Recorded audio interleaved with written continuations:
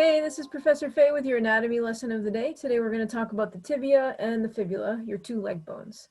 So first, the tibia.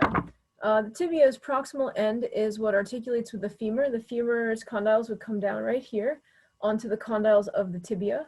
And so we have the medial condyle of the tibia and the lateral condyle of the tibia.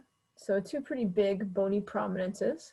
And then right in between them is the intercondylar eminence right here, this kind of crest of bone.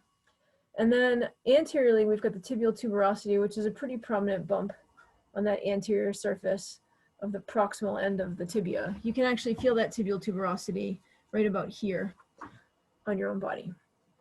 Then on the distal end of the tibia is the medial malleolus, which is our inner ankle bone. So if you were going to try to tell if this was a right or left tibia, I'd usually recommend looking for the tibial tuberosity. That'll be anterior facing, and the medial malleolus will be medially facing. And so then you'd hopefully be able to figure out that this is a left tibia.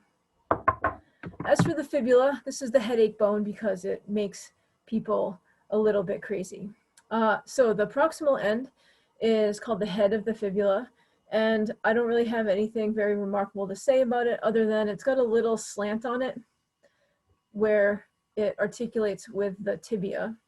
So it should be sort of congruent with the tibia angle of the slant. And then the lateral malleolus end, which is the distal end, that's your outer ankle bone right there.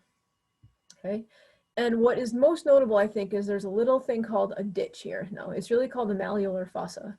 And this little ditch, I think, is the most notable thing about the entire bone.